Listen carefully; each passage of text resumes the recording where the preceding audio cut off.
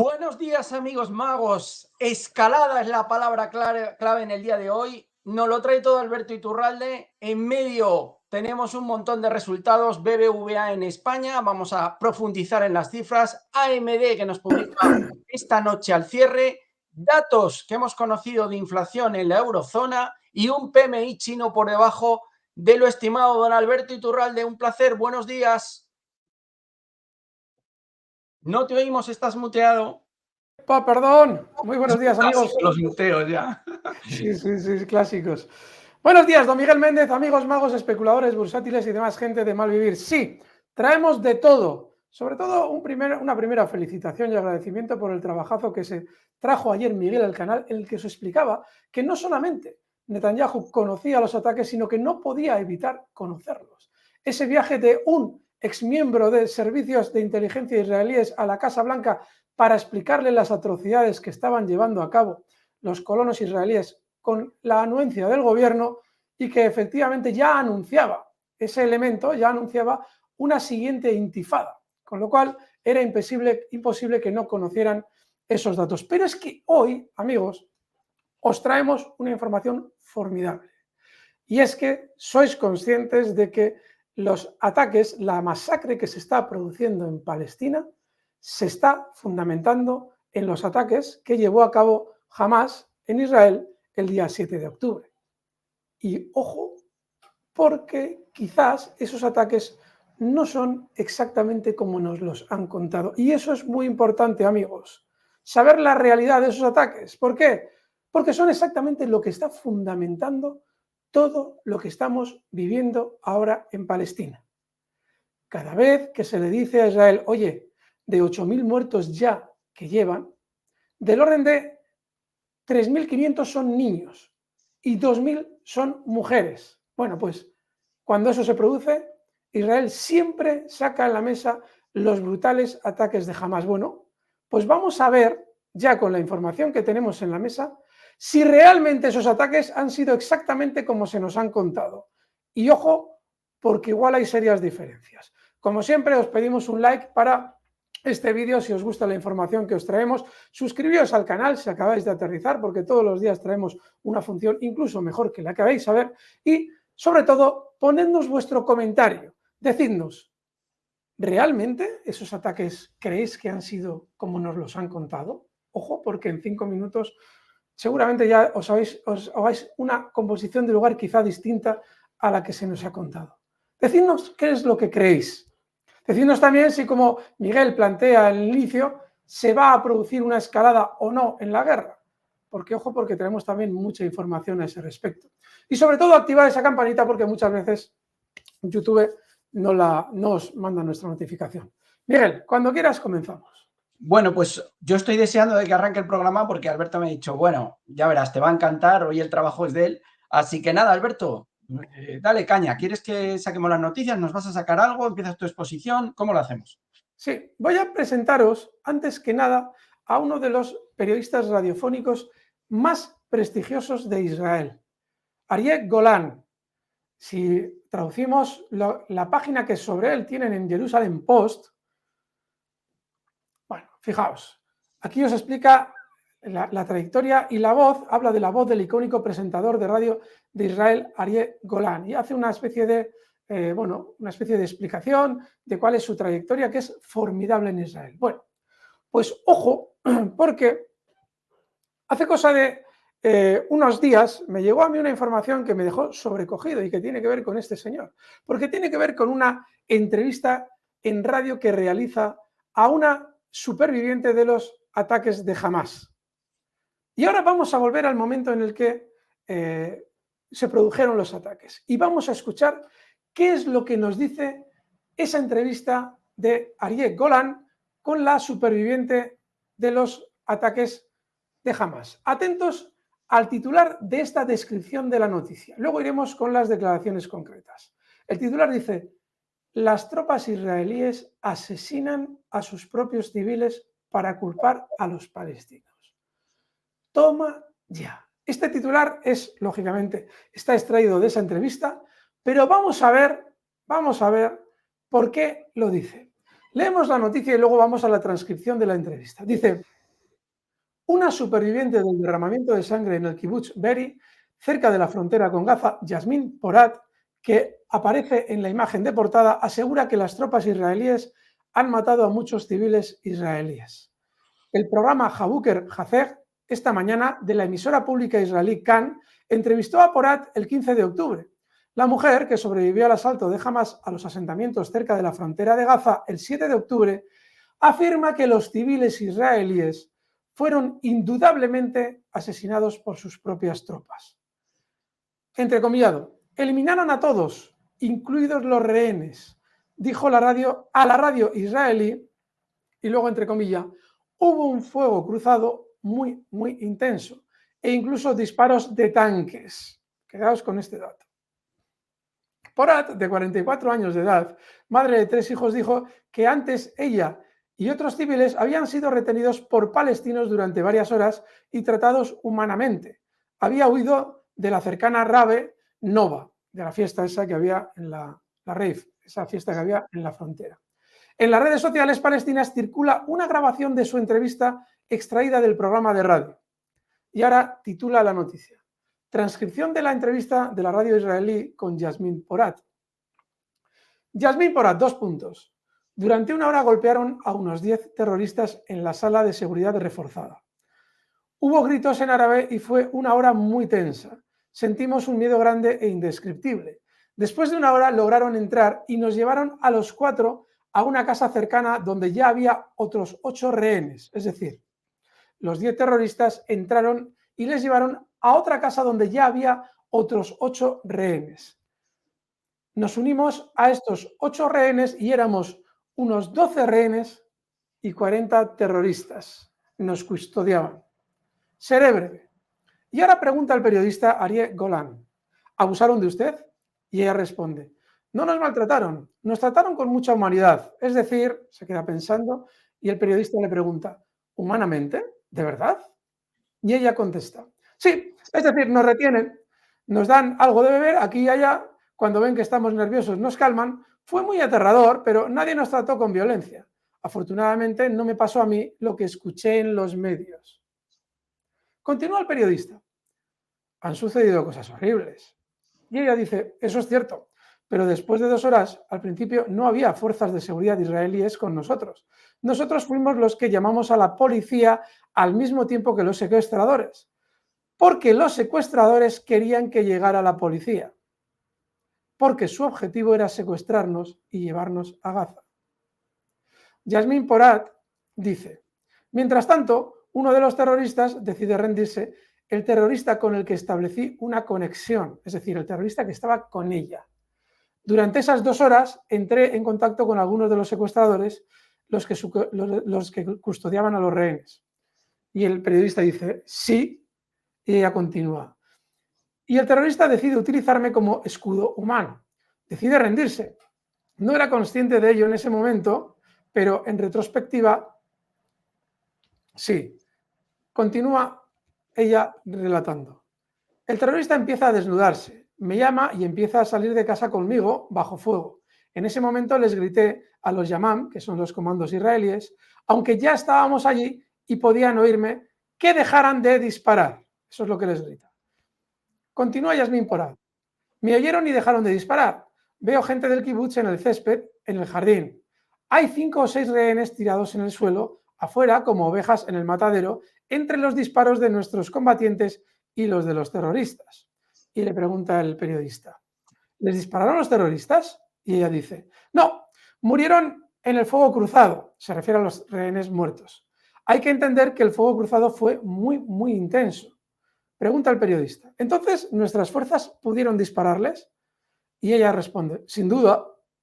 Continúa el periodista, cuando intentaron eliminar a los secuestradores, jamás, ahí es a lo que se refiere el periodista cuando dice que pudieron dispararles. Dice ella, atentos, eliminaron a todos, incluidos los rehenes, porque hubo un fuego cruzado muy, muy intenso. Me liberaron alrededor de las 5:30 de la tarde. Al parecer, los enfrentamientos terminaron a las 8:30 de la madrugada, de la mañana, después de un tiroteo sin sentido, 2 proyectiles de tanque fueron disparados contra la casa. Es una pequeña casa de kibutz, nada grande. ¿Lo viste en las noticias?, dice ella al periodista. Y él dice, sí. Y ella continúa, no es grande. Y en ese momento todos fueron asesinados. Reinaba el silencio excepto por una persona que cojeaba.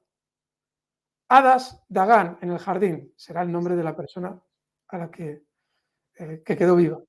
Y Ariel Golan continúa, ¿cómo fueron asesinados todos? Y ella continúa, a través del fuego cruzado.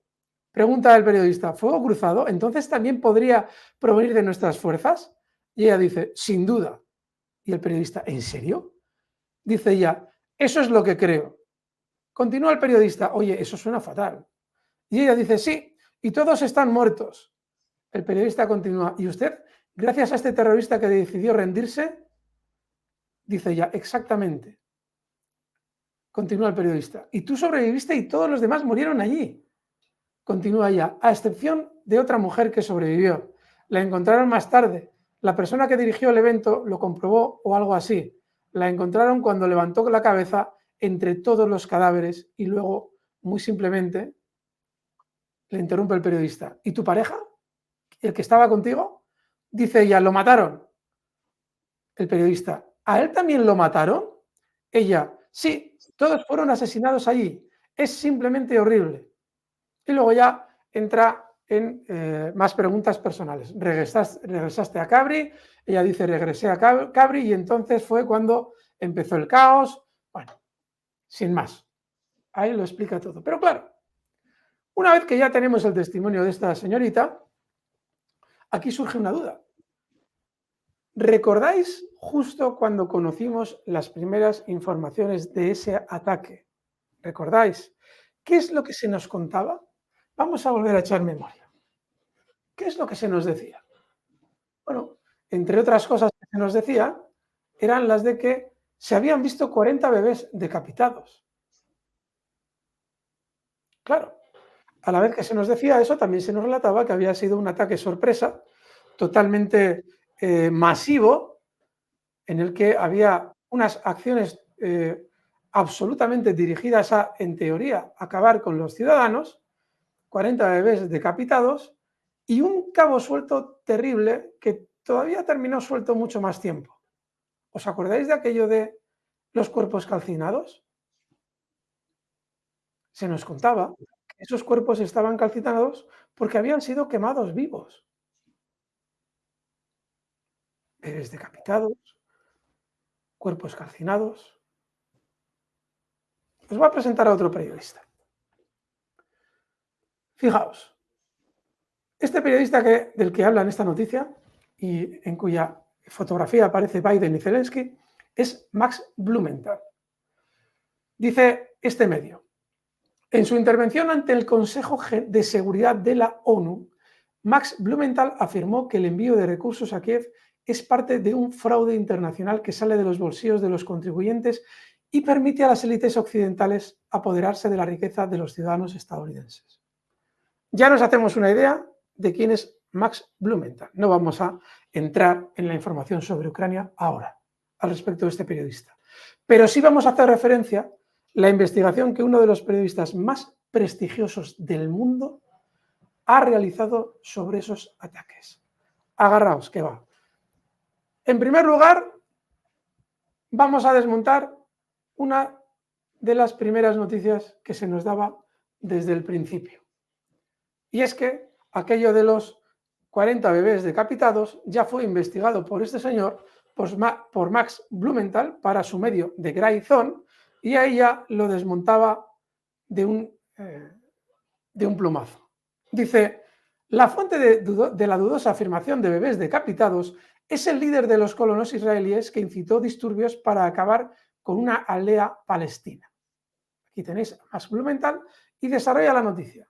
Después de que un soldado de reserva israelí llamado David Ben-Sion le dijera a un periodista que los militares palestinos cortaban cabezas de bebés, Biden, Netanyahu y los medios internacionales amplificaron la dudosa información.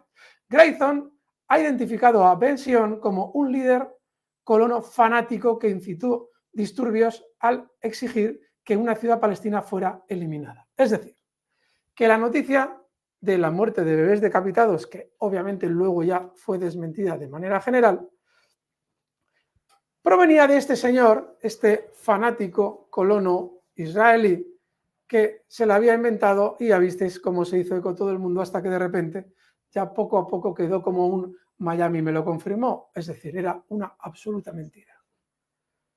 Claro, noticias como esas eran las que estaban justificando la respuesta que después vendría de Israel. Y digo noticias como esas porque hay otro cabo suelto. ¿Os acordáis de los cadáveres calcinados? Sí. Cuando nos daban esas noticias, había algo extraño en la noticia. Es decir, no era un ataque totalmente violento en el que simplemente esos señores iban a matar por matar. Entonces, ¿qué pasa? Que no quiero frivolizar, pero ¿cómo hacían eso de ir a matar a la gente y quemarla viva? Que era lo que se nos contaba. Que era en teoría la razón por la que esos cadáveres estaban calcinados. ¿Cómo lo hacían? ¿Reunían maderas para una sanjuanada y ponían a la persona encima de la sanjuanada para quemarla viva? Claro. O no, porque hoy en día ya sabemos que con un bidón de gasolina podemos acabar con alguien. Luego estos señores en sus parapentes iban equipados o mientras rompían el muro para poder llevarse luego a los rehenes, iban equipados con bidones de gasolina para quemar a la gente viva. O no, mejor todavía. Antes pasaban por una gasolinera porque como las fuerzas israelíes se quedaron unas cuantas horas esperando, pues sí, les dio tiempo a ir a la gasolinera, llenar unos bidones y quemar a la gente viva.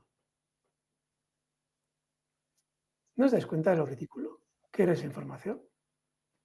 Sin embargo, claramente, las personas que habían ido a la zona a auxiliar y a retirar cadáveres reportaban personas calcinadas. ¿De dónde habían salido las personas calcinadas? Porque de los bebés enseguida se dejó de hablar, pero de las personas calcinadas no. Vamos a ver de dónde quizás han salido esas personas calcinadas.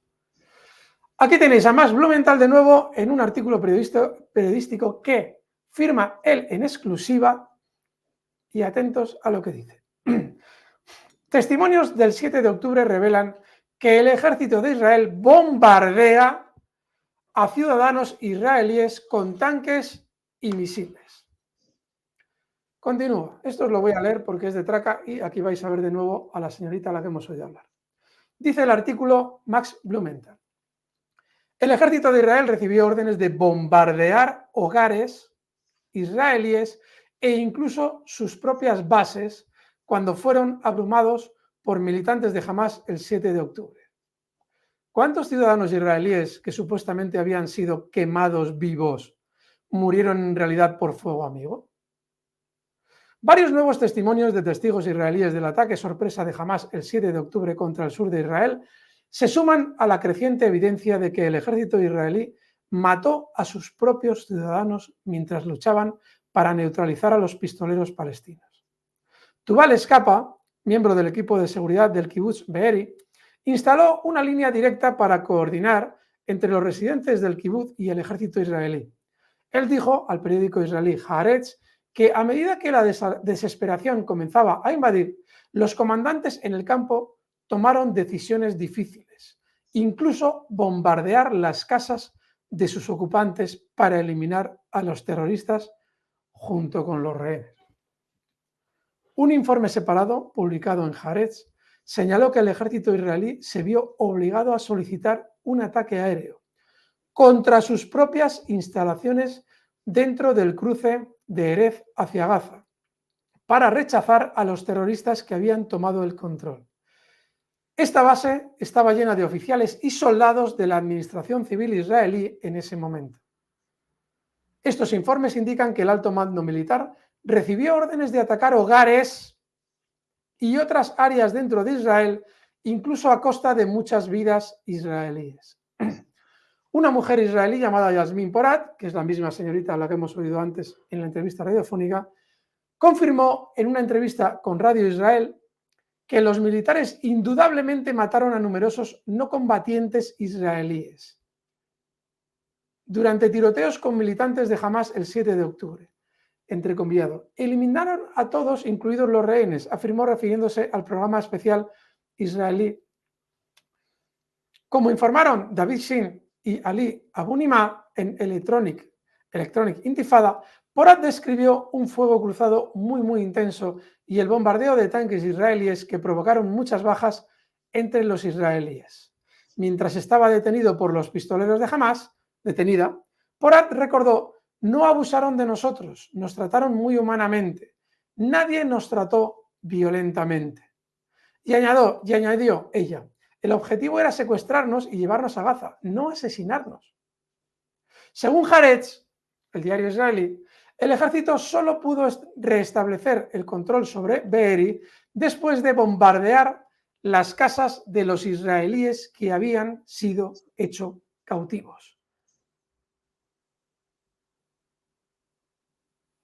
El precio fue terrible. Al menos 112 residentes de Be'eri murieron, relata el periódico. Otros fueron secuestrados. Ayer, 11 días después de la masacre, fueron descubiertos los cuerpos de una madre y su hijo en una de las casas destruidas.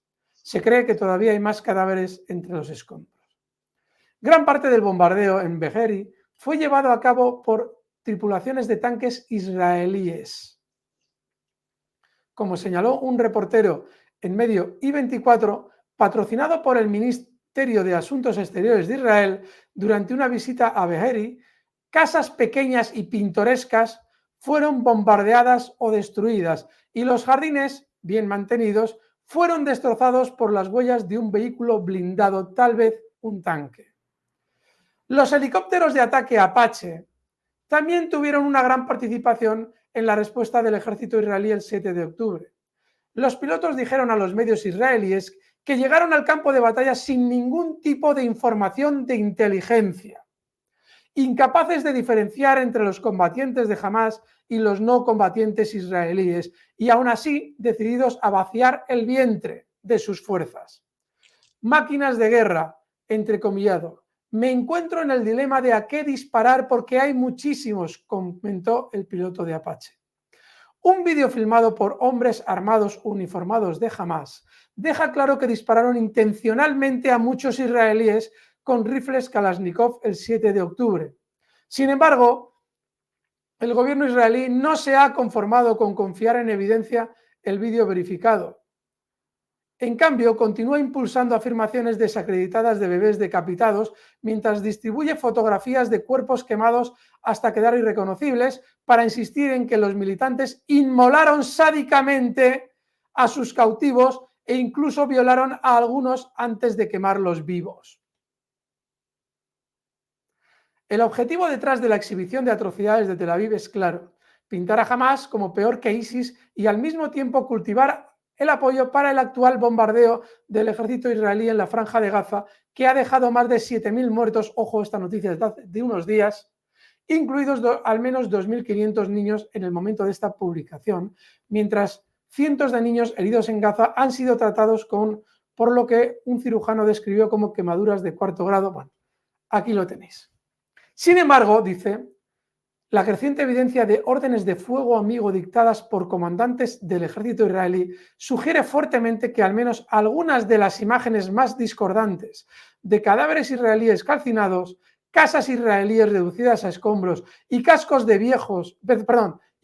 vehículos quemados presentados a los medios occidentales eran de hecho obra de tripulaciones de tanques y pilotos de helicópteros que cubren el territorio israelí con proyectiles, disparos de cañones y misiles Hellfire.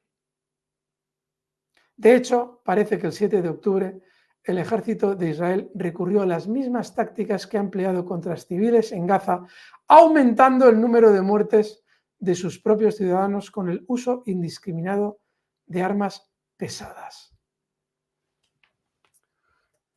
El artículo no tiene ningún desperdicio, amigos. Ninguno. Y alguien dirá, bueno, pero es que quienes entraron fueron los de Hamas. Amigos, podríamos de algún modo colocar toda la carga de lo que sucedió en Hamas y de esas muertes, si no fuera porque lo que sucedió entonces es exactamente la base que se está utilizando para masacrar a una población palestina. Y si eso va a ser así, acercándonos ya a los 9.000 muertos, la mayoría de ellos mujeres y niños, el relato sobre el que se apoye ese exterminio debe ser siempre absolutamente veraz. Vosotros habéis visto en la Organización de las Naciones Unidas cómo los representantes israelíes solo apoyaban su argumento en ese ataque, hablando de los muertos que habían realizado los ataques de Hamás, cuando quizás había debido explicarse ese incidente de una manera mucho más certera y veraz, que es como no se ha explicado en Occidente, salvo por maravillosos periodistas. Es muy importante que si realmente vamos a fundamentar algo, ese algo sea veraz. Y por lo que estamos viendo, quizás no ha sido tan veraz. Y alguien se podrá preguntar, bueno, pero ¿cómo puede ser que los israelíes actúen así? Eso es imposible. Bajo ningún concepto un ejército actuaría así. Esperad, que ahora viene lo bueno. Miguel, por favor, comparte lo que voy a explicar. Wikipedia, amigos. Directiva Aníbal. La directiva Aníbal es un procedimiento controvertido utilizado por las fuerzas de defensa de Israel para evitar la captura de soldados israelíes por las fuerzas enemigas. Se introdujo en 1986 después de una serie de secuestros de soldados de las FDI en el Líbano y posteriores intercambios de prisioneros. El texto completo de la directiva nunca se publicó y hasta 2003 la censura militar israelí incluso prohibía cualquier discusión sobre el tema en la prensa. La directiva ha sido modificada varias veces. Hubo un tiempo en que la formulación fue que el secuestro debe detenerse por todos los medios, incluso a precio de atacar y dañar a nuestras propias fuerzas. La directiva Aníbal ha existido en ocasiones en dos versiones diferentes. Una versión escrita de alto secreto, accesible solo al escalón superior de las fuerzas israelíes, y una versión de ley oral para los comandantes de división y niveles inferiores. En las últimas versiones, por todos los medios, a menudo se interpretaba literalmente como en un soldado de las fuerzas israelíes era mejor muerto que secuestrado. En 2011, el jefe del Estado Mayor de las FDI, Benny Gantz, afirmó que la directiva no permite matar a soldados de las FDI. Entre los 11 israelíes involucrados en los 7 incidentes de Aníbal reportados, solo un soldado sobrevivió. En su caso, la declaración de Aníbal se produjo demasiado tarde para tener alguna influencia sobre la causa de los acontecimientos. Sin embargo, solo hay un caso en el que se ha confirmado oficialmente que las fuerzas israelíes son directamente responsables de una muerte israelí. Ahí lo tenéis, amigos. El protocolo de las fuerzas israelíes. Y ojo, no nos engañemos. Recordad que explica la Wikipedia que el texto real está censurado. No caigamos en el error de decir, no, pero la Wikipedia dice que solo los soldados. Mejor muerto que rehén. Y ahora vamos a la parte B.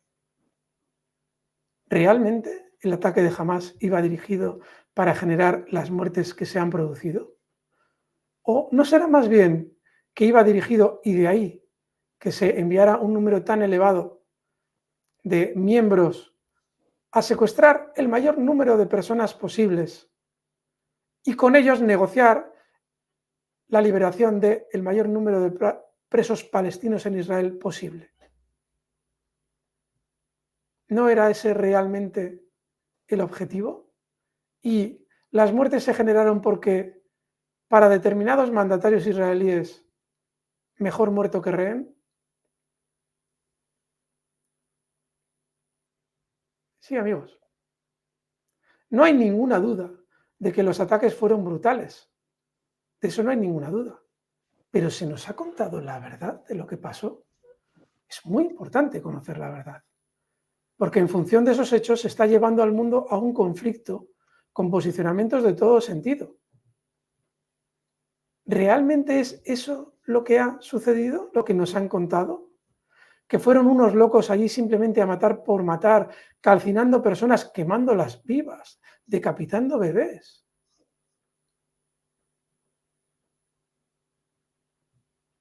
Por favor, decidnos lo que pensáis en vuestros comentarios. Y si os gusta este tipo de análisis, dadnos un like porque lo necesitamos para que el vídeo se transmita lo máximo posible.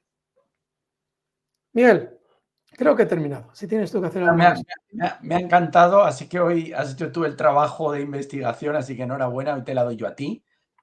Yo añadiría una cosa, Alberto, las preguntas, tengo ahí una de las preguntas que has formulado en pantalla, pero la tardanza o el retraso o el delay de la intervención del ejército israelí y de las fuerzas israelíes conllevó también esa matanza o esa intervención discriminada que tú nos comentas, siguiendo las directrices de la directiva Aníbal. Es decir, es que si encima tardaron mucho en intervenir, que fueron 6-7 horas, 8 horas, como elefante en cacharrería, Alberto. Directiva Aníbal, muy clarita, y como vamos tarde, vamos a arrasar con todo lo que se mueva. Es un poco la conclusión que yo creo que tienen que sacar los magos, un poco la reflexión que hay. Y la directiva Aníbal me ha parecido brutal. Hay que investigar más sobre la directiva Aníbal porque me parece súper interesante. Seguro que podemos encontrar algún documento que no sea de Wikipedia y que profundice un poco más, pero súper ilustrativo, me ha encantado, así que enhorabuena. Y por fin tenemos, amigos, la explicación de por qué había cadáveres calcinados. Y es que probablemente no murieron en una pira funeraria o en una pira improvisada para quemar a alguien vivo, según se nos hizo creer de una manera absurda.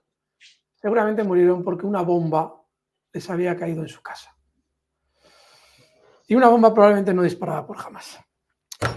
En fin, Miguel, cuando quieras comenzamos con la información. Amigos, suscribíos al canal. Si os gusta este tipo de información, dadnos un like, porque, ojo, si os ha gustado esto es una tontería comparado con lo que hacemos todos los días.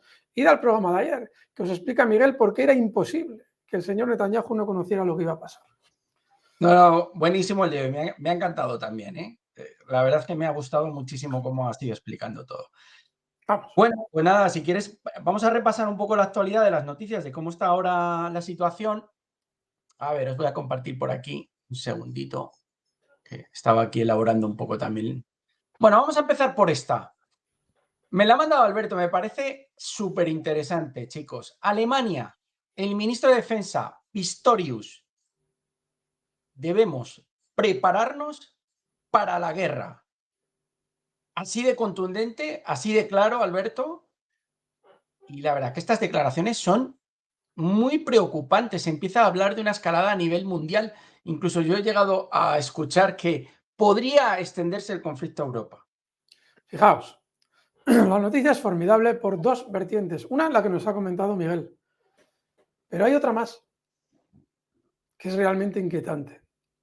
Durante los últimos 2 años, quienes más o menos estábamos al corriente de cuál es la situación real del conflicto de Ucrania, nos sorprendíamos muchísimo de ver un país como Alemania, que ha sido la locomotora europea, ha sido una auténtica maravilla de la industria, iba cediendo toda su industria a Estados Unidos de una manera totalmente gratuita. Primero, se enemistaba con su fuente de recursos naturales baratos, se enemistaba con Rusia. Segundo, veía cómo le bombardeaban su gasoducto con Rusia. Se quedaba tal cual. Ya lo decía Seymour Hersh, ha sido Estados Unidos. Bien. Tercero, aceptaba que mediante una ley llamada Inflation Act por parte de Estados Unidos se ofreciera energía barata a la industria alemana en Estados Unidos para que se fueran todos en bloque a producir a Estados Unidos. Es decir, la economía alemana hecha unos zorros y además dinamitada por los propios mandatarios alemanes, que no son más que miembros del Foro Económico Mundial colocados ahí por las élites estadounidenses para hundir a Alemania. Y uno de ellos, el señor Pistorius, el que veis ahí, el ministro de Defensa.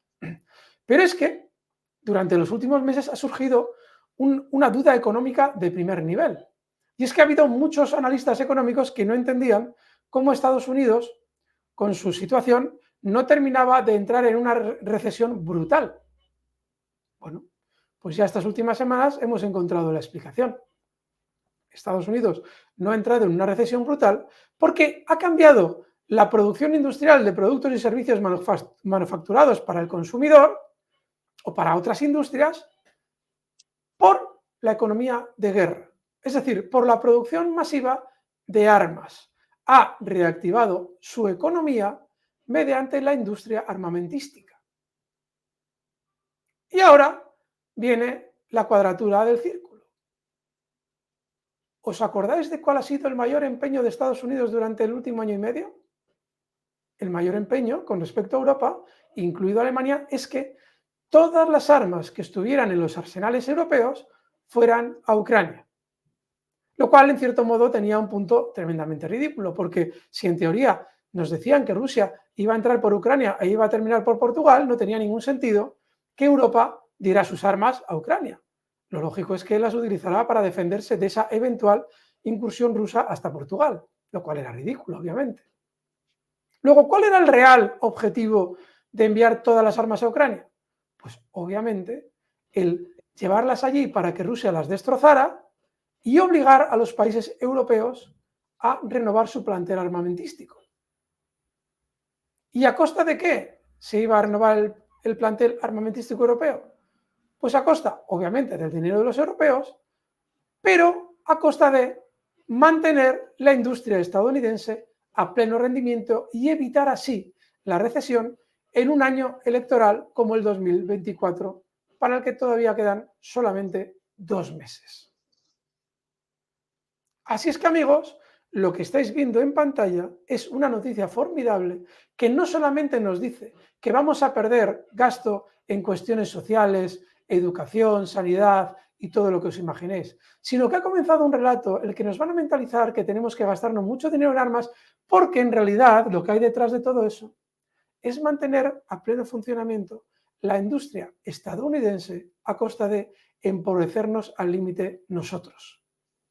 No solo económicamente, porque de nuestro dinero fluirá hacia Estados Unidos, sino además socialmente, porque ya no habrá dinero para cuestiones mucho más perentorias y más necesarias que una eventual guerra contra un país, Rusia, que no tiene ningún interés en entrar en Europa para nada, porque Europa no tiene nada que se pueda llevar Rusia que no tenga ya multiplicado por 100 con respecto a Europa.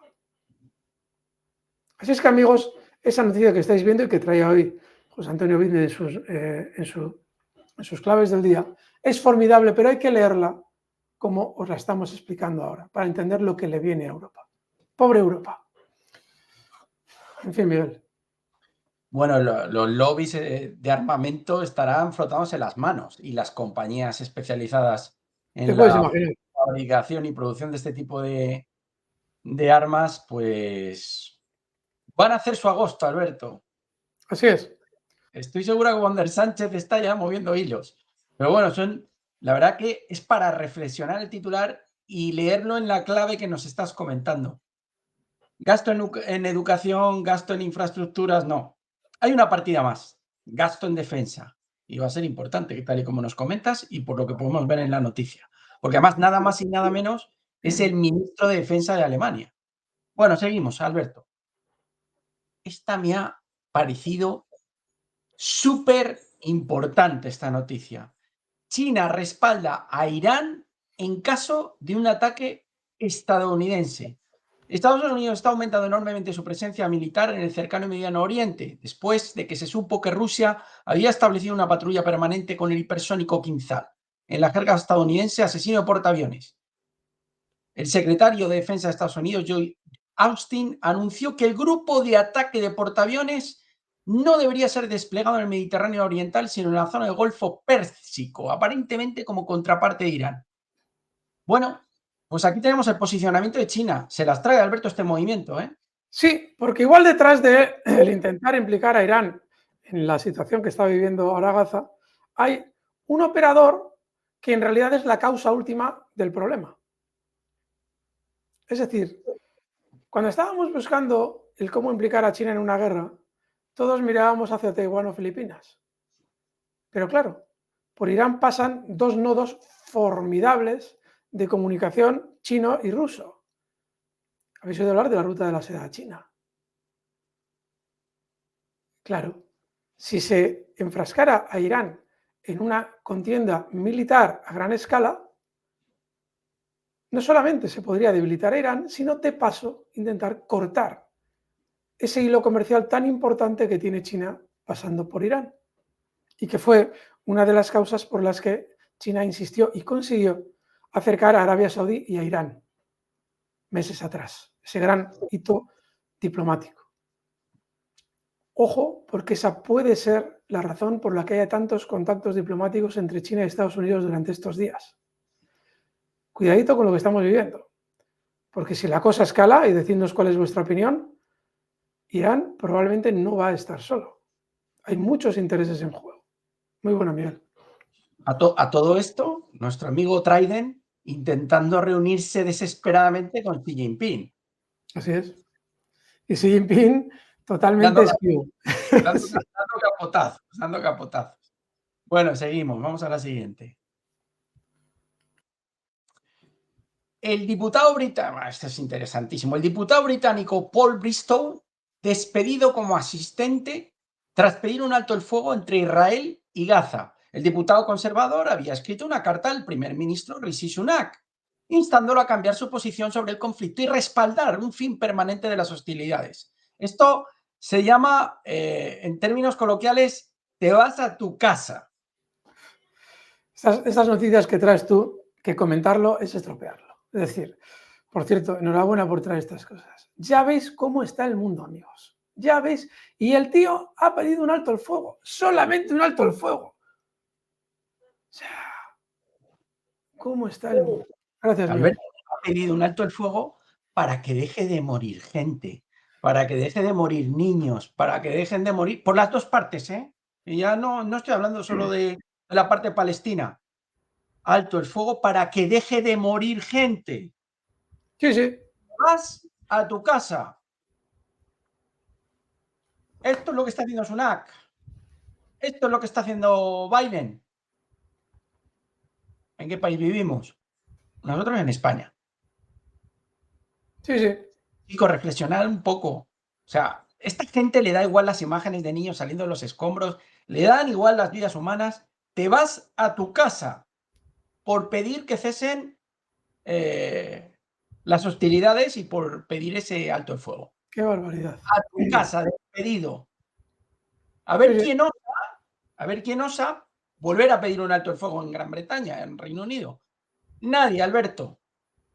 Está claro. La disidencia, aunque tenga sentido en su planteamiento, eliminada. Totalitarismo, ¿no? Esto no Así es, absolutamente. Totalitarismo en vena. Totalmente de acuerdo, Miguel.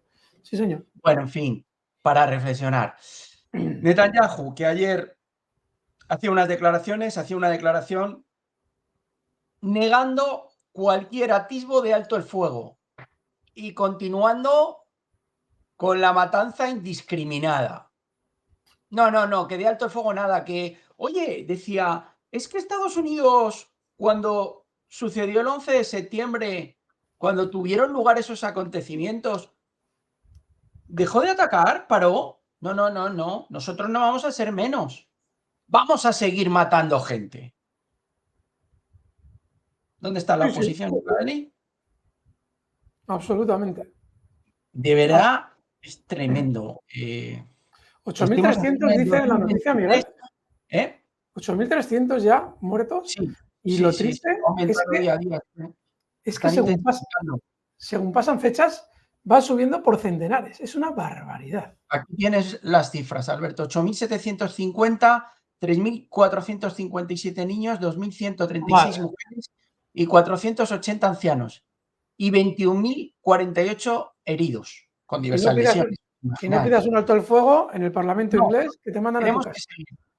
Eso es. Fíjate, no lo entiendo tampoco en el caso de Israel, pero bueno, hay un presidente que toma una decisión, manda y ya está. Pero en Reino Unido, Alberto. Ya, totalmente. Es que es una dictadura total. Es que si lo pides te vas a tu casa. Estás cesado de tu puesto. Imagínate la cara que se le ha tenido que quedar a este hombre, pero imagínate todo el clan que está alrededor y toda la gente de confianza de Sunat. A ver quién le lleva la contraria. Sí, sí. No, es una consigna. Perdonad, chicos, que me extienda ahí un poco en esto, pero es que es terrible. Tremendo. Bueno, Putin ayer hacía declaraciones en Rusia, ahora vemos dónde. Occidente responsable de la crisis de Gaza y Estados Unidos quiere el caos en Oriente Medio. Hizo unas declaraciones ante miembros del Consejo de Seguridad ruso y dice que Estados Unidos está, o sea, según su opinión, quiere sembrar el caos en la zona de Oriente Medio. ¿Ellos qué quieren? O sea, sobre todo, Rusia, lo tenéis aquí abajo, apoya un alto el fuego inmediato en Gaza. Estos son los malos. Yo no me quiero posicionar. Ni somos rusos, ni somos, yo por lo menos no soy comunista, ni nos paga Putin, que luego hay gente que escribe unas cosas que, bueno. No, aquí está claro. Apoya alto el fuego inmediato en Gaza y apoya la solución de 2 estados. Por cierto, solución de 2 estados que no deja de ser una resolución de las Naciones Unidas. Estos días yo vi un tuit formidable que decía, claro, salían las declaraciones del embajador de Israel en la ONU. Decía que las resoluciones de la ONU no sirven para nada.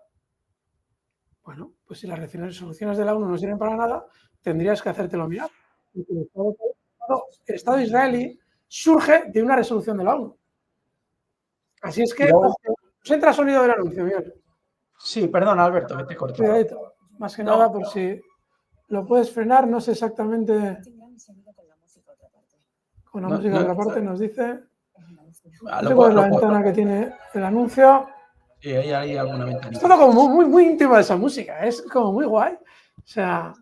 Pues es la final. Fíjate que la anterior noticia la he quitado para que no se oiga nada. Comenta el enfado que tiene Israel, Alberto, porque en Moscú han llamado a representantes de Hamas para sentarse y hablar. Sí, sí. O sea, aquí lo que hay que hacer es seguir bombardeando. Lo de hablar con las partes está prohibido. Eso sí. ¿Es un terrorista de Hamas? Pues bueno, pues sí, pero es lo mismo que está haciendo Israel, ni más ni menos. O sea, y hay un enfurecimiento. Pero fíjate los 2 ententes. Irán, China, que muestra el apoyo a Irán, Rusia, que aboga por un Estado palestino independiente, y luego tenemos a Arabia Saudí haciendo ese papel de bisagra, y a Qatar, que aquí te traigo. Sí. No me dirás que no te traigo noticias todos los días de Qatar. Dice el ministro de Asuntos Exteriores de Qatar, el peligro de una escalada de enfrentamientos en Gaza. ¿De quién pensáis que recibió una llamada Abdulrahman bin Yassim Al Thani? Del gobierno de un país que le considera ¿cómo lo llaman? Un amigo leal. Es decir, hay un país que considera a Qatar un amigo leal. Por cierto, Qatar no solamente es el mayor financiador de Hamas, sino que refugia a sus altos mandos. Y hay un gobierno en el mundo que considera a Qatar como un aliado confiable. Dinos, Miguel, ¿de quién es la llamada? Bueno, pues recibió una llamada telefónica de su excelencia Sir Anthony Blinken, secretario de Estados Unidos de América. Durante la llamada se repasó la gravedad de la escalada de enfrentamientos en la Franja de Gaza y la necesidad de un alto el fuego de inmediato, además de los últimos avances en la mediación para la liberación de prisioneros. Y miles de niños muriendo por estos hijos de mala madre. Todos los que están en la noticia, incluido el del gorrito. Todos. Haciendo sus negocios puros y duros. Qatar, un país con muy buenas relaciones con Israel, que es el financiador Qatar de Hamas, y niños y mujeres muriendo. Y aquí haciendo la pamema de, hombre, vamos a mediar. Qué vergüenza. En fin. Más, Miguel. Es para reflexionar, pero bueno. Venga, seguimos. Bueno, te traigo a Kit.com. ¿Os acordáis de Kit.com, no? Sí, ¿Os acordáis de él? Megaupload, ¿no? Era este. Sí, Megaupload. Tenía una página donde se descargaba todo tipo de películas, etcétera. Bueno, la humanidad se acerca al fin de la civilización. Me ha parecido curioso y os lo he traído. Dice, si quieres vivir, múdate al lejano sur. Cuanto antes mejor, escribió el empresario y activista germano-finlandés. Cuando se acabe y el mundo sea destruido, los perpetradores se sentarán en sus búnkeres nucleares y seguirán culpando a Rusia. Sí, Añadió. eso es verdad. si sucede lo que él plantea, por cierto, tiene una cuenta de Twitter tremendamente, o sea, postea una información fantástica. Pero es que más que nada yo creo que Miguel trae esta noticia porque nuestros amigos hispanoamericanos tenéis que ir haciendo sitio por lo menos para dos que van de España en cualquier momento para haceros compañía, porque madre mía cómo se está poniendo la cosa. Ponednoslo en comentarios, por favor, qué sensaciones os dan este tipo de noticias, pero sí, tiene toda la razón, se está poniendo muy, muy fea la cosa. ¿Tú, Alberto, qué país elegirías para irte si te tuvieras que ir de Latinoamérica? No lo sé, igual Argentina, no lo sé. No lo sé, pero no sé, es muy difícil. Es que, ¿sabes qué pasa? Que tengo un desconocimiento brutal de la zona. Y no sé, o México. Los mexicanos tienen muy... Sí, es que, ¿sabes qué pasa? Que me caen todos bien. He conocido en Madrid de todos los sitios. Colombia, me caen todos a mí bien. me atraen mucho, sobre todo Colombia, y tengo muchas ganas de conocer Cartagena de Indias, así que yo creo que elegiría uno de esos dos. ¿Sí? Aunque Argentina también, la verdad es que también me gustaría. Perú también, tío, no sé, es que hay... ¿Sabes qué pasa? Que yo he conocido personas de todos los países hispanoamericanos y todos digo, hostia, me iría a vivir al país de este tío, por lo que me cuenta de su país y por la personalidad que veo que tienen. Así es que no lo sé, tío. Por cierto, vamos a saludar, Alberto, a la gente de Lima, Sí. que nos ve muchísimo, de Santiago de Chile, Sí. que nos ve muchísimo, de Argentina, Colombia, Ecuador. Bueno, lo hago extensivo a toda Latinoamérica, que nos apoyáis un montón. México, por supuesto, los mexicanos, es una de nuestras principales fuentes de entrada de suscriptores. Así que nada. Venga, seguimos. Trátales bien, Miguel, que igual nos tenemos que ir tú y yo, cualquiera de estos días. Mira lo que dice ese tío ahí arriba, el .com. Tira, vamos. Bueno, traemos algo de Zelensky. Dice la noticia de Pravda: la fe de Zelensky en la victoria de Ucrania preocupa muchísimo a sus asesores y roza el mesianismo. Es decir, que tiene una fe. Esto es como cuando juega un equipo grande con uno pequeño. Bueno, pues. Sí, sí. Oye, dicen que la fe mueve montañas y es verdad, pero en este caso yo creo que lo tiene bastante complicado. Por Preocupa cierto, a sus asesores. es que es tremendo porque mira la portada. Es una de las mayores afrentas que se le puede hacer a alguien al que el año pasado le colocaban como hombre del año en portada. Mirad qué fotografía han sacado. Zelensky vuelto de espaldas es absolutamente despectivo, amigos. Dice, Ponednos, por favor. se engaña a sí mismo, dice Alberto, la revista. Dice, nos hemos quedado sin opciones, no estamos ganando. Pero intenta decírselo a él. ¡Buah! ¡Qué barbaridad! Espera, es que estoy buscando, a ver si encuentro la revista Time. ¡Buah! Te voy a compartir, Miguel, las dos portadas, madre del amor hermoso. A ver si la consigo, aquí lo tenéis. A ver, que me lo están intentando, a ver si consigo la imagen, ampliarla. A ver si, Miguel, puedes pinchar la imagen que colocaba esta misma revista, Time, en su portada. Mirad qué imagen. Person of the Year, o sea, atentos, No sé si puedo colocar pantalla completa o cómo demonios puedo hacer. Voy a reducir la imagen para que la veáis. La veis aquí a la derecha. ¿Veis qué imagen? Así como con un gesto épico, heroico, una cosa maravillosa. ¿Qué fecha es? Desde el año pasado, ¿no? Este es del año pasado, cuando la revista Time le considera hombre del año, persona del año. Bueno, pues atentos, porque está buscando aquí en The Time, mira, la que traes tú es esta. O sea, fijaos, la diferencia, bueno, aquí ya no aparece la portada, bueno, pero la diferencia de la que nos traía Miguel con la que traían el año pasado. O sea, ¡fua! El tío ahora en la última dado de espaldas, totalmente rechazado. Es increíble cómo el sistema tira a sus juguetes a la basura cuando ya no los necesita. Es un reflejo clarísimo, Miguel. Amigos, ponednos qué sensaciones os da esa portada, porque es absolutamente patética. Miguel. Las joyerías deben de estar un poco preocupadas. Pero bueno. Vale, vamos a pasar. Bueno, quiero comentar, Alberto, aunque ya pasamos a clave un poco macro, entre comillas, tengo aquí los resultados del BBVA, que los ha publicado hoy. Espérate que te los comparto. Bueno, es noticia de Infobae, lo podíamos haber sacado de cualquier otro medio. Marca un nuevo récord de beneficios, gana hasta septiembre 5.961 millones, menos que el Santander, que está en los 8.000, pero bueno, un 24% más. El aumento de su margen de interés, de las comisiones y los buenos resultados de su negocio en España y México disparan las ganancias de la entidad, cuyos ingresos totales fueron de 22.104 millones. Y yo te digo, ¿y de Turquía? La parte de Turquía de Garanti, la del armamento, mejor que le va a ir, ¿eh? Si veis lo que está pasando en Alemania, mejor que le va a ir. Bueno, pero fijaos, esta noticia que nos trae Miguel no solamente es importante por ya en sí mismo, lo que él nos dice, es que fijaos, estos días atrás, cada vez que me tocaba hacer un consultorio de bolsa o un programa en el que había que dar una visión sobre el mercado, todo el mundo preguntaba, bueno, ¿qué sector será el sector que probablemente podríamos meter nuestro dinero en el momento en el que el mercado haga un suelo, todavía estamos en las caídas, y tenga que girarse al alza? Y yo explicaba, digo, estos días atrás, no lo sé, porque ahora mismo tenemos un problema y es que todavía no nos han intentado convencer de que hay un sector que esté mal. Y será muy importante cuando llegue el momento del suelo escuchar hablar mal de un sector, sobre todo por parte de los bancos de inversión, porque seguramente si ellos quieren comprar los títulos de ese sector, nos hablarán mal de él para que nosotros los vendamos. Bueno, pues ojo, porque mientras Miguel nos trae esa noticia, atentos a lo que está pasando en la economía. Miguel, te voy a compartir yo ahora mi navegador, atentos. Mirad, Bolsamanía, mirad lo que dice.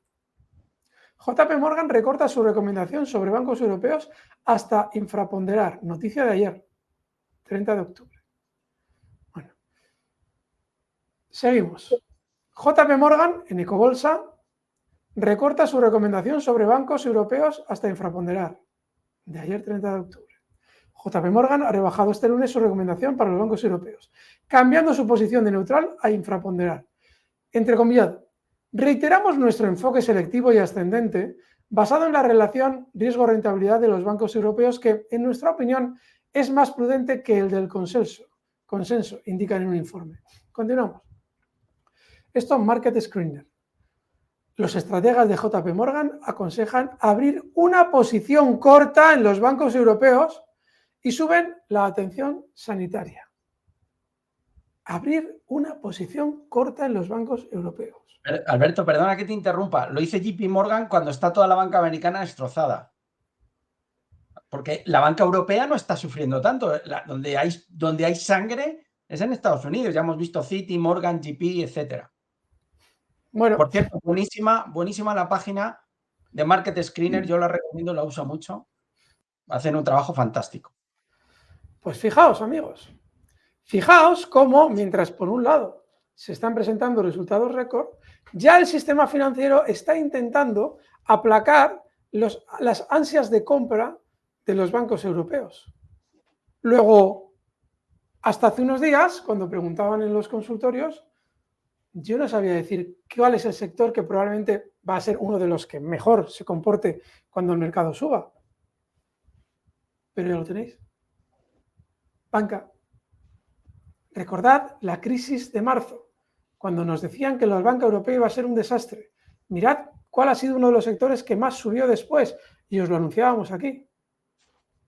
Os dijimos que cuando el sector en el que se pudiera estar en bolsa, nosotros no podemos saber cuál es el que más de los que más va a subir, aunque sí lo adivinamos en octubre y en enero cuando abrimos el canal. Nosotros no sabemos cuál es el que más va a subir. Igual en este caso no acertamos con el que más. Pero ya tenemos claro uno de los que mejor se va a comportar. Nos lo está diciendo el sistema financiero, ni más ni menos que JP Morgan. Con lo cual, amigos, lo prometido es deuda y aquí lo tenéis. ¿En qué sector se podrá estar cuando la bolsa se gira al alza? Que llegará en la banca. Así es que, amigos, ya lo tenéis. Seguiremos puntualmente diciéndoos. Miguel, todo tuyo. Yo tengo otro que son utilities para el 2024. Me sigue gustando. Y luego te traigo una cosa de Goldman que te va a gustar. Venga. A ver, pero te lo saco ahora en la parte macro. A ver, vamos a presentar y nos vamos a la parte macroeconómica. Estamos en medio de una campaña de resultados muy intensa. Bueno, vamos a empezar hoy, Alberto, por ganadores y perdedores de mercado americano, puesto que estamos en campaña de resultados. Fijaos, Pinterest, ayer resultados al cierre, 16% en premarket. Cuando veáis el vídeo, ya probablemente estemos con la sesión iniciada, porque ahora estamos abriendo 2:30 y ahora mismo estamos grabando y son las 2. Arista Networks, 10,62%. A mí me gusta especialmente esta compañía. Global Payments, que está derruida, pero bueno, 5,40 en premarket. Assurance, una de las compañías que yo personalmente, a mis suscriptores les comentaba en el día de ayer, hay una serie de compañías que dan resultados, sobre todo el sector asegurador, que me gustan. Arch Capital y Assurance, buenos resultados. También ayer Loews. Monolithic Power, 4,70. Dentro de los perdedores, Sarepta Therapeutics, que se deja un 42%, Alberto. Seguramente que aquí hay algún fármaco o son resultados que no ha salido del todo bien. Catalent, un 14%. Y Caterpillar, que nos cae un 3,99. Luego vamos a hablar de Caterpillar y de unos analistas de Investing que la recomendaba. China, PMI manufacturero, preocupante, Alberto, cae 49,5 cuando la estimación estaba en 50,2 y la previsión era en 50,2 y el dato anterior por debajo de la zona de 50 es algo preocupante. Y el no manufacturero también por debajo de lo estimado, 51,8 y el actual ha salido en 50,6. Malos datos de PMI en chino y preocupa. Sí, sí. Inflación, que cae en Europa. Es una buena noticia. Sobre todo para ver si nos dejan de subir los tipos de una vez, que se van a poner las hipotecas, que no va a haber quien las pague. Más caras que el aceite o que el azúcar o que el cacao. El IPC, aquí lo tenéis, baja 2,9%, previsión 3,1%. Es un dato al menos alentador. Aquí tenéis la bajada de precios que continúa. No se ven en los supermercados estas bajadas, ni en las gasolineras, pero bueno, ahí está el dato que teóricamente es mejor de lo esperado. Pfizer, resultados mixtos, sí que mejora beneficio por acción, pero los ingresos quedan por debajo. Aún así, en el pre-market está plano, subiendo un 0,13. Aquí tenéis, Pfizer, la línea de tendencia que estaba marcando desde el 2012, se ha perdido, se ha roto a la baja. Un poco preocupante el gráfico. Caterpillar, bate expectativas, pero fíjate que cae un 4% en pre-market, lo acabamos de ver. Beneficio por acción por encima de lo esperado y los ingresos por encima. En bolsa las cosas no son blancas o negras y con unos buenos resultados, con una superación de las estimaciones, a veces el mercado cae. ¿Por qué? Porque espera cifras todavía mejores, se espera que bata todavía mejor. Esto es como cuando te dicen, no, es que este coche es maravilloso, es que el BMW, como nos dice Alberto, es maravilloso. Bueno, luego te lo vas a comprar y no es tan maravilloso como tú creías. No, no es por BMW, que a mí también me gusta. Pero es un ejemplo un poco tonto el que he puesto. Pero bueno, alguien nos vende una expectativa de algo muy por encima y aunque luego ese algo sea bueno, resulta que es un poquito peor. Aquí lo tenéis, Caterpillar. No te lo tomes personal lo de BMW, Alberto, que estoy deseando que tengas ese maquinón. Bueno, GameStop, que cae un 90%, nos lo trae nuestro amigo Charlie Vilello, fantástico, como siempre. 90% desde los máximos del 2021. Y nos preguntaban, Alberto, que qué tal estaba la película última que había salido de bolsa. No me acuerdo, yo ya la he visto. Es todo tema GameStop, yo no voy a decir más. No sé si siguen carteleras o no, seguro que la podéis ver por Golpe a ahí. Wall Street es el título. Golpe a Wall Street. No está mal, pero es el fenómeno GameStop en estado puro, sin más. Fenomenal. Continuamos. El yen mínimo, fíjate cómo está respecto al dólar, Alberto, 1,06. ¿Intervendrá el Banco de Japón? Ahí os lo dejo. Esta es la volatilidad implícita de las compañías que presentan resultados hoy. ¿Qué es lo más importante? AMD al cierre, 8,2 es lo que se suele mover post-earnings y First Solar que se suele mover un 10%. Atentos a First Solar y AMD, sobre todo AMD, que después del profit warning ayer del sector semiconductores va a tener mucho que decir. Ayer publicó un profit warning on semiconductor y arrastró a todo el sector semiconductores europeos a la baja. No tiene muy buena predisposición Wall Street respecto a AMD esta noche, lo tengo que decir. Me duele porque hay mucha gente que tengo que tiene semiconductores y AMD en cartera, pero la predisposición para hoy no es muy buena respecto a AMD. Ojalá dé buenos resultados y sorprenda. Stephen Cohen, de Investing, recomienda Caterpillar, Fortinet, TJX Companies, Salesforce y Workday. Yo estoy de acuerdo con él en TJX Companies y Fortinet es una compañía que me gusta y también Salesforce, sobre todo en TJX. Caterpillar, viendo cómo hemos visto el gráfico, no es muy alentador, pero bueno, ahí os lo dejo. Y la liquidez del SP500, Alberto, que está cayendo y es preocupante. Por eso estáis viendo que la bolsa no es capaz de remontar. Eso genera mayor volatilidad. Aquí tenéis el gráfico. Mira lo que nos dice Goldman, y ya con esto acabo. En un entorno de rendimiento creciente, la energía es un buen lugar para esconderse. Nos están recomendando energía y petróleo, que yo no digo que no pueda subir, pero no estarán queriendo colocar sus valores petroleros y sus valores energéticos después de la fuerte subida del año. Fijaos dónde está Utilities para Goldman. Yo vuelvo a reiterar, Utilities de cara al ejercicio 2024, en un horizonte en el que podemos ver bajas de tipos de interés, las Utilities, valores con muy buenos fundamentales, están muy castigados. Nadie lo quiere ahora. Seguíos fijando y prestando atención al sector Utilities, que lo puede hacer muy bien el año que viene. Alberto, ya con esto, fin de la parte macro, nos vamos a tu DAX. Pues sí, porque tenemos al DAX en un movimiento tremendamente discreto. Voy a ver si se me había cerrado el DAX, el visual.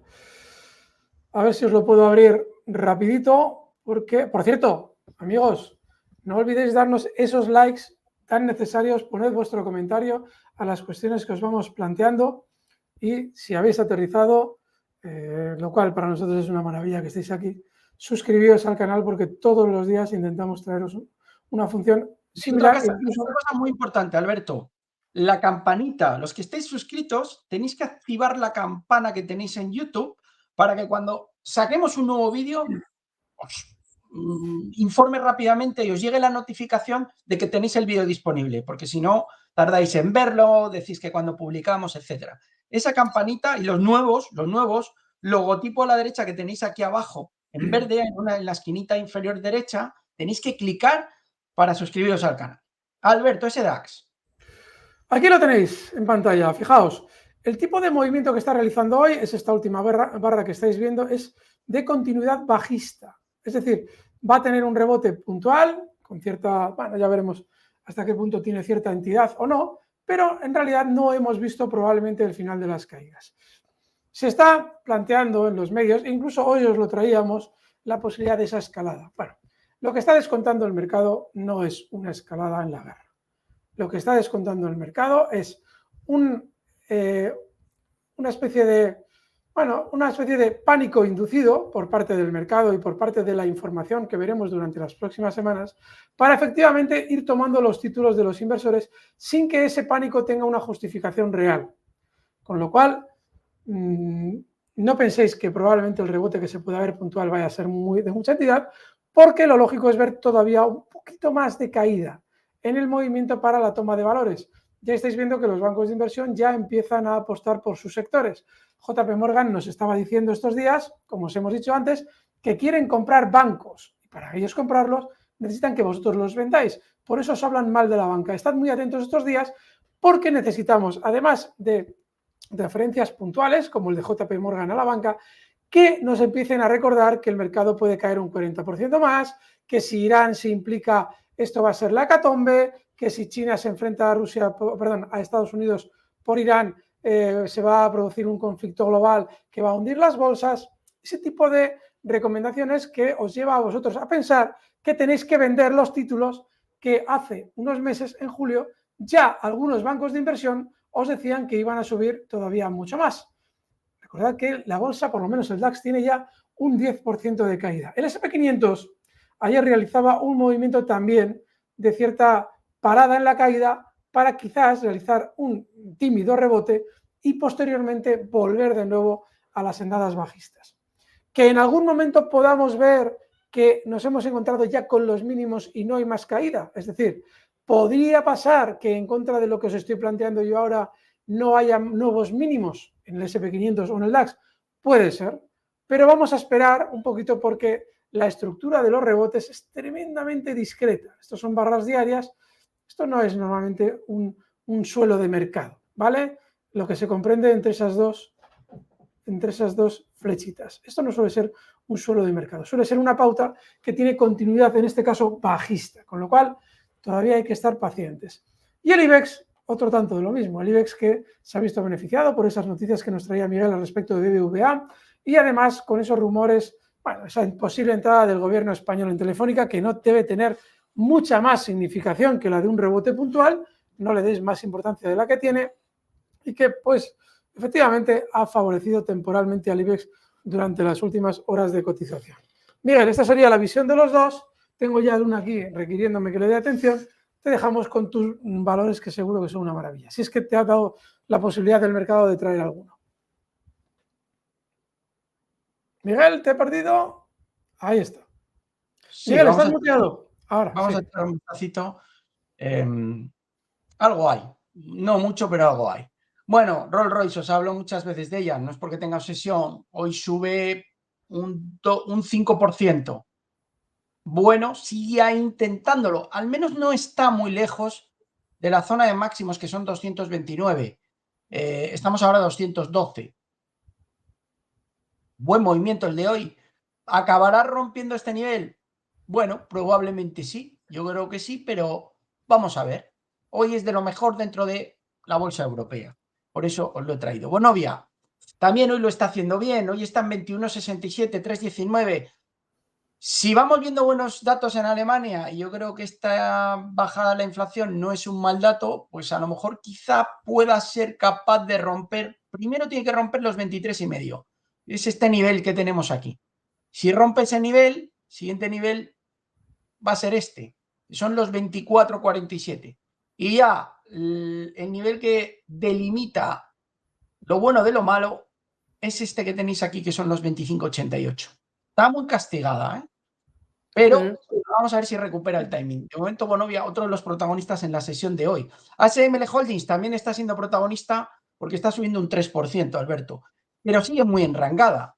Mientras no sea capaz, es verdad que se va aproximando a este nivel de 578, que es clave para ver si ha funcionado realmente esta zona de soporte, que parece ser que sí. Fijaos que de nuevo ha vuelto a testear este nivel, los 540, y está intentando remontar al alza. Ojo que ASML Holdings es de los buenos valores del mercado. Puede ser una oportunidad de este precio. Luego tenemos Deckers. Bueno, esto... ¿Os acordáis este hombro, cabeza, hombro invertido? Deportes, soporte 400. Luego tenemos este nivel aquí. Dio resultados y ¿qué ha hecho? Romper sus máximos precedentes con Wall Street en plena corrección. Esto denota la fuerza que tiene la serie. 570 era el nivel a batir, ya está en 584, camino a los $600, ese número redondo. Y ojo, porque el objetivo del hombro, cabeza a hombro, si no recuerdo mal, estaba en 640, que es este nivel que tenemos aquí.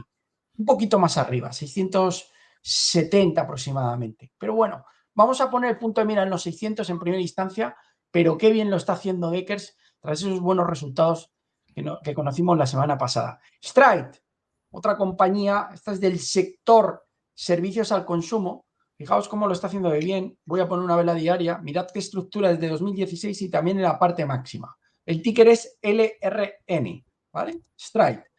Y Stonex, SNEX, estos son brokers y bancos de inversión dentro del sector financiero, se aproxima a la resistencia en $99. Logrará romperla, tiene toda la pinta que sí. Fijaos esta línea de tendencia alcista con esta estructura de tendencia a punto de aproximarse a la zona de resistencia. ¿Hará un Iberdrola? Podría ser que sí.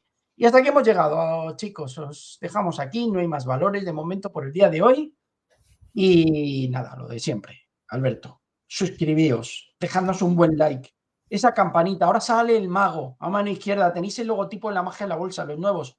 Tenéis que estar con nosotros. Fijaos qué programa os ha marcado hoy Iturralde, con investigación de primera mano.